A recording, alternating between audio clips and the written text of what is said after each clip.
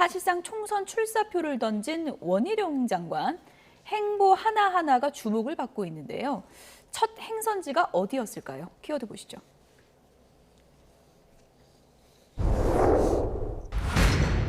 혁신을 강조한 원희룡 장관이 전광훈 집회에 참석했다? 이런 논란이 불거지고 있습니다. 신앙인으로서 간증을 하는 행사에 참석을 했다고 하는데 이게 전광훈 목사가 집회를 주도한 건가요? 어떻게 되는 건가요? 네, 초대를 받고 갔다고 얘기를 예. 하고 있는데 대구 경북 지역에 있는 장로연합에서 이 모임을 주도했다고 얘기를 했고 또 이 경북지사인 이철우 지사가 초청했던 내용들 속에서 원희룡 장관이 거기에 대한 간증, 신앙 간증 차원에서 갔다는 얘기를 듣고 있습니다. 예. 원희룡 장관은 기독교 신자고 또 가족 전체가 기독교와도 깊은 인연을 맺고 있는 거로 알려져 있는데요. 여기 이제 우연한 자리에 만남이 있었을 뿐 전광훈 목사가 주도하거나 전광훈 목사에 대한 정치적인 상황에 원희룡 장관이 갔을 리는 만무하다고 생각을 합니다. 총선을 얼마 앞두고 있는 시기에서 참석자를 모르고 갔을 것이다. 전광훈이라는 것을. 전광훈이라는 그 상황에서 같이 정치적으로 엮일 거라고 생각했다면 원희룡 장관이 그 자리를 참석했겠습니까? 지난날 김재원 전 최고위원이 전광훈 목사 때문에 있었던 당내의 상황들을 원희룡 장관도 누구보다 잘 알고 있을 거라 생각하고요. 여기에 대해서는 아마 중간에 뭔가의 해프닝이 있을 수는 있었겠습니다만 그런 목적을 가지고 가지는 않았을 거라고 저는 확신합니다. 네. 근데 이제 만나지도 않았다 그러는데 대기실에서 인사를 나눴다 이런 보도도 나오고 있고 뭔가 또 선을 확 그으려면 그어야 되는 건데 첫 행선지로 여기를 갔다는 거는 좀 처신에 문제가 있는 게 아니냐 이런 또 비판도 있는 것 같습니다. 당연히 처신에 문제가 있죠. 물론 본인은 신앙 간증을 하러 갔다고 하지만 내용을 보면 간증 플러스 정치적 얘기도 나와요. 예. 본인의 발언 중에. 그러니까 현직 장관이에요. 물론 이번 개각에 포함돼 있긴 하지만 아직 장관직을 그만둔 게 아니잖아요. 현직 장관이라면 행보 하나하나를 주의해야 된다. 본인이 장관을 그만두고 정치인으로 다시 돌아가서 하는 행동이라면 그렇게 크게 문제가 안 됐을 텐데 예. 현직 장관으로 있는 분이 정치적 중립성을 지켜야 되는데도 불구하고 가서 정치적 발언을 한 것 자체가 대단히 문제고요. 두 번째는 거짓말 논란이에요. 예. 아니 저는 나중에 물론 100번 양보해서 원희룡 장관의 말이 맞다 하더라도 처음엔 모르고 갔더라도 나중에 사람들이 데리고 와서 인사를 시켰다는 거 아닙니까? 물론 거기서 깊이 있는 대화가 이루어지지 않았다 하더라도 만나서 인사했잖아요. 예. 모르는 사이도 아니고. 그러면 잠깐 만났다 이렇게 얘기하면 될 걸 만난 적도 없다고 얘기하니까 이건 거짓말한 게 되잖아요. 예. 뭔가 숨기기 위해서 한 거 아니냐. 이러면 불필요한 오해를 불러일으켜요. 뭔가 대화한 거 있지 않나는 생각도 들고 또 본인이 현직 국토부 장관이잖아요. 어쨌든 예. 장 29역 관련해서 지금 전광훈 목사라는 분은 거기 관련해서 또 자기 그 땅 계속 지키려고 노력하고 있는 상황이고 이런 여러 가지가 이해관계 충돌도 될 수 있는 상황이에요. 그리고 전광훈 목사라는 분이 하는 태도나 말을 보면 예. 그게 무슨 보수에 도움이 되겠습니까? 저는 도움도 안 된다고 생각해요.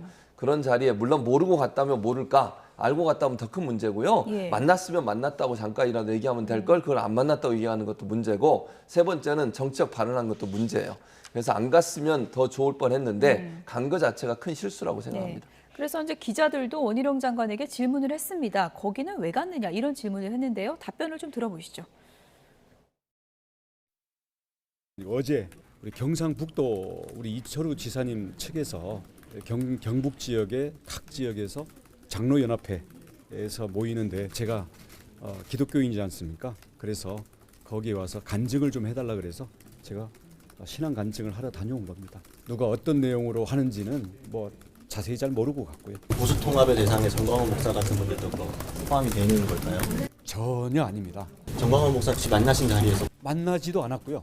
경상북도 장로연합이라는 이름으로 기독교인 그리고 장관으로서 초청을 한 거기 때문에 그런 맥락에서 간 것이지 다른 해석은 저의 뜻과 벗어나는 저의 시선은 중도 쪽을 바라보고 있지 대선 때는 뭉쳐 있었는데 지금은 어떻게 보면 흩어지거나 좀 멀어진 이 부분들을 우리 어떻게 복원해 나갈 것인가 그 부분에 가장 치열한 우리 혁신의 고민이 있어야 된다고 생각합니다. 딱 한 사람을 붙들어야 한다. 그 걸림돌은 이재명 대표라는 해석은 잘못된 건가요? 나중에 말씀드릴 기회에 네. 총선 출사표를 내면서 원희룡 장관이 내건 키워드가 중도거든요. 중도 확장 그리고 이준석 전 대표 우리가 포용해야 된다. 이런 얘기를 하면서 첫 행보가 정광훈 목사가 참석하는 집회다 보니까 이게 굉장히 논란이 커진 것 같아요. 행사에 대한 성격이라든지 내용들을 좀 면밀하게 고려했으면 어땠을까라고는 아쉬움이 남죠. 앞서 얘기했던 것처럼 전광훈 목사를 만나러 간 것이 아님에도 불구하고 이러한 논란에 빠졌다는 것 자체가 사실 첫 번째 행보에 대해서 굉장히 많은 생채기가 날 수밖에 없는 상황 아닙니까?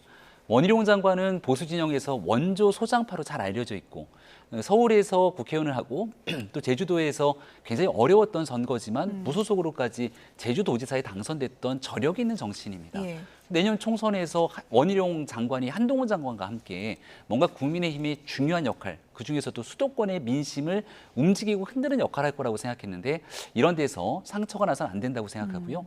전국을 도는 상황에서 국민적 여론을 쫙 당기는 가장 첫 번째 주자는 한동훈 장관이었는데 예. 현장에 가서 굉장히 많은 이슈와 주목을 받았지만 아직까지 구설수에 올랐던 적은 한 번도 없지 않습니까? 아마 이런 오늘 첫 번째 행보에 대한 내용들이 어떻게 여론화됐는지를 쭉 살펴보면서 이런 문제점들이 두 번 다시 발발하지 않도록 다음부터는 좀 정리가 되지 않을까 생각을 합니다. 딱 한 사람만 붙들겠다. 이재명 대표 겨냥한 것이냐고 기자들이 물으니까 나중에 말씀드릴 기회가 있을 것이다. 이거는 부인 안 한 거죠? 부인 안 한 예. 거죠. 아니면 아니라고 얘기할 텐데 저렇게 예. 여지를 남겼다고 하는 것은 그럴 가능성이 높아졌다 이렇게 볼 수 있을 것 같고요. 원희룡 장관 입장에서도 이제 본인은 그렇게 판단하는 것 같아요. 뭐 이제 이길지 질지는 모르잖아요. 우리가 경기를 해봐야 되는 거니까요. 그런데 만약에 지는 경우가 되더라도 본인한테는 도움이 된다고 판단했을 가능성이 있어요. 그러니까 정치적 무게감은 커질 수 있는 거잖아. 원희룡 장관 입장에서는 아마 장기적 관점, 지난번에도 대선에 출마를 했었잖아요.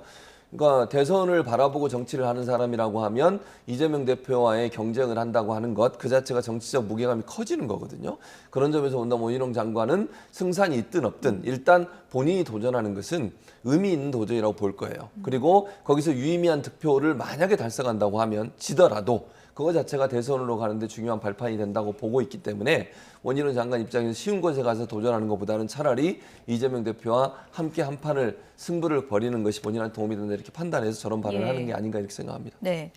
원희룡 장관과 더불어서 행보가 주목받는 한동훈 장관이요. 오늘 국민의힘 의원총회 오는 건가요? 네, 정책의총이라고 합니다. 정책의총이요. 의원총회에서 정무적인 상황을 판단할 때도 의원총회 열지만 정책에 관련된 내용으로 의원총회를 열게 되는데 과거에도 원희룡 장관이 출석했던 적이 있고요.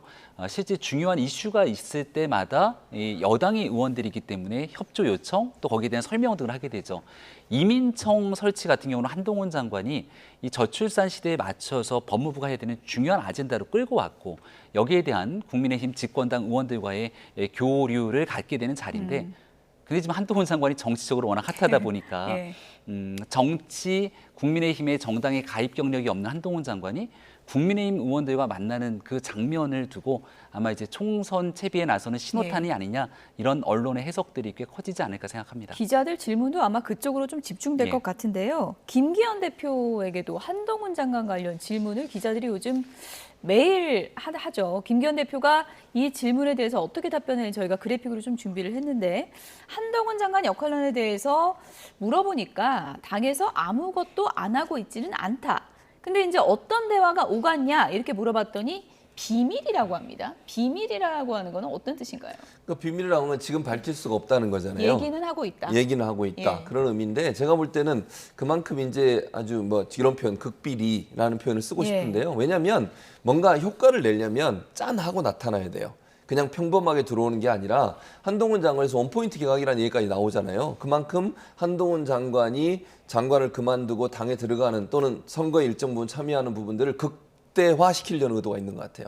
이벤트성으로 만들려는 의도가 있다는 말씀을 드리는 것이고요. 그런 차원에서 본다고 하면 한동훈 장관이 선거에 중요한 역할을 할 것 같아요. 그게 결국 이제 김기현 대표가 저렇게 얘기하는 이유라고 보여지기 때문에 예. 뭔가 이벤트성으로 한동훈 장관이 당에 들어오는 모습을 만들기 위한 포석이 아닌가 이렇게 생각합니다. 네, 대통령실 지금 추가 인선과 관련해서 속보가 한 가지 들어와서요. 이 내용부터 좀 전해드리겠습니다. 윤석열 대통령이 이동관 전 방송통신위원장 사퇴로 공석이 된 방통위원장 자리에 김홍일 국민권익위원장을 새 후보로 지명을 했습니다. 그제 6개 부처에 대해 개각을 단행한 데 이어서 2개 부처의 차관도 교체를 했는데요. 조금 전에 있었던 대통령실의 인사 발표 현장 보겠습니다. 오늘은 그 방송통신위원장 후보자 지명하겠습니다. 대통령께서 김홍일 현 국민권익위원회 위원장을 지명하셨습니다.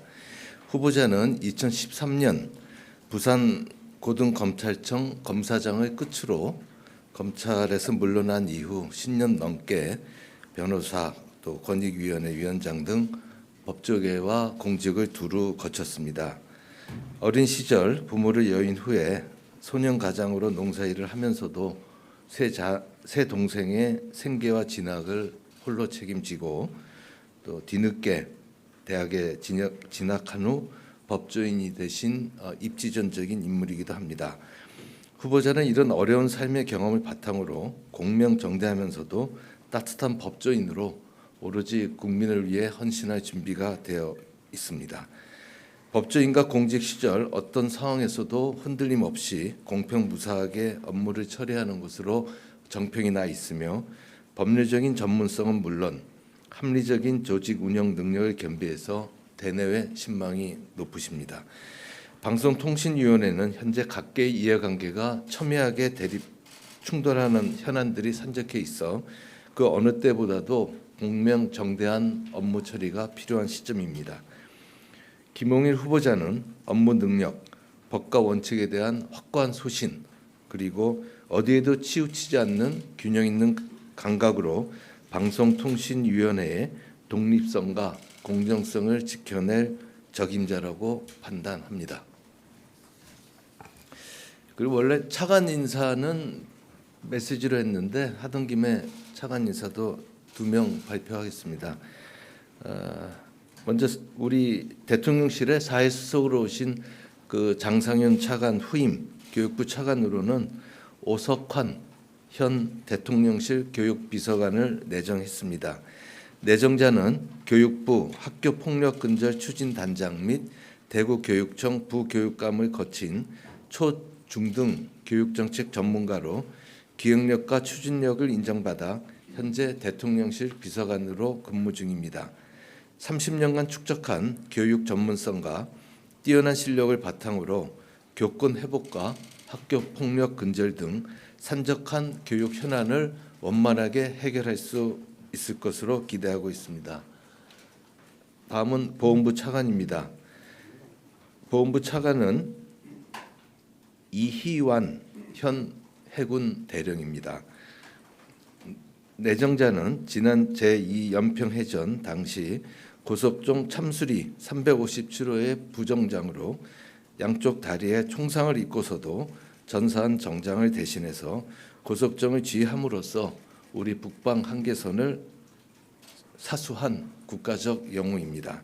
이번 인사는 영웅이 대우받는 나라를 만들겠다는 윤석열 정부의 확고한 의지를 반영한 것입니다. 이상으로 인사 창구 자료는 끝내고 우리 신임 지금 지명되신 김홍일 위원장님 말씀을 듣도록 하겠습니다. 네, 김홍일 방송통신위원회 위원장 후보자 인사 말씀 있겠습니다.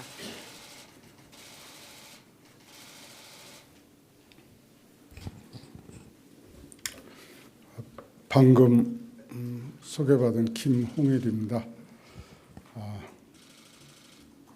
제가 절차를 거쳐서 임명이 된다면 국민에게 신뢰받고 사랑받는 공정한 그리고 독립적인 방송통신이 되도록 최선을 다해서 노력하겠습니다. 이상입니다.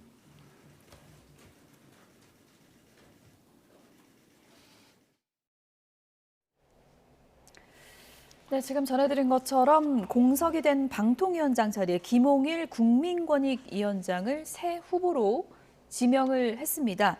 김홍일 국민권익위원장이 이제 새 후보로 지명이 됐는데 대통령실에서 이렇게 결정한 배경 중에 가장 중요한 요인이 어떤 걸까요? 원래 이제 이동관 위원장이 민주당의 일방적 탄핵 추진으로 인해서 결국 버틸 수 없는 사태가 돼서 급하게 사퇴 이후 새로운 후보자를 찾았던 거로 알고 있습니다. 조금 전에 이 김대기 실장이 얘기했던 상황들처럼 이 언론과 방송에 대한 전문성보다는 이 언론 방송 환경에 있는 굉장히 첨예한 갈등들이 현재 누적돼 있는데 이 문제를 풀어낼 수 있는 이해 조정 능력들을 좀 높게 평가한 것이 아닌가라고 생각됩니다. 국민권익위원장이 있으면서도 좋은 역할들을 해왔고 법조인으로서의 경력이라든지 이런 측면에서의 강점들을 부각시켰던 것 같고요. 이제 아마 민주당에서는 방송, 통신, 언론에 관련된 전문성이 없지 않냐 이 문제를 가지고 주된 정치적 공격들이 있을 거라고 생각하는데 인사청문회에서 도덕적 검증과 함께 전문성 검증은 당연히 이루어지게 되는 수순일 거거든요. 김홍일 이 내정자가 얼마나 방송에 대한 이해도를 바탕으로 이런 방송통신위원회를 이끌 수 있는 자격을 갖추고 있는지 청문회를 통해서 충분히 검증이 가능하지 않을까 싶습니다. 네, 김홍일 후보자 얘기는 언론을 통해서도 지금 며칠 전부터 계속 흘러나왔는데 지금 여야에서 또 검사냐 이런 비판이 좀 나오고 있지 않습니까? 당연히 예. 그럴 수밖에 없죠. 그러니까 검찰 공화국이다 이런 얘기가 나올 정도로 검찰 출신들이 여러 자리에 지금 다 가고 계시는데 전문성 얘기할 때마다 예전에 수사했으니까 괜찮다. 그 분야에 수사하면 전문가가 되는 건 아니잖아요. 그런 말들 저는 의미가 없다고 보고 김홍일 위원장 후보자 같은 경우도 저는 적절하지 않다고 생각해요. 방송통신 분야의 정책이 얼마나 복잡하고 어려운 건지를 아셔야 돼요. 이게 그냥 아무나 와서 할 수 있는 자리가 아니라고 저는 생각하거든요. 그리고 방송 정책이나 통신 정책은 아주 오랫동안 많은 변화를 겪어왔고 현실도 엄청나게 빠르게 지금 진화하고 발전하고 있어요. 이걸 제대로 잘 이해하고 제대로 된 정책을 펼 수 있는 사람이 위원장이 돼야 될 텐데 오로지 저렇게 그 검찰 출신 또는 뭐 대통령과의 친분 이런 부분들이 작동을 해서 이렇게 임명이 되는 것은 저는 아니라고 생각합니다. 예. 그래서 이번에 이렇게 또 위원장을 이런 분을 임명하니 대단히 실망스럽고요. 좀 대통령실이나 대통령께서도 정말 그 자리에 적절한 사람이 누구냐 하는 부분을 깊이 고민하고서 해야 돼요. 정치적 이해관계를 떠나서. 그래서 저는 이제 이게 청문회 가서 많은 논란이 될 거라고 저는 보는데 예. 그런 여러 가지 사항들을 고려한다고 하면 상당히 현 정부에도 부담이 되는 인사가 되지 않을까 그렇게 생각합니다. 뭐 여야 모두에서 이제 왜 또 검사 출신이냐 이런 비판이 나오고 있는 상황이고 전문성 논란이 아무래도 인사청문회 그럼요. 쟁점이 될 것 같은데요. 그 부분도 좀 지켜보도록 하겠습니다.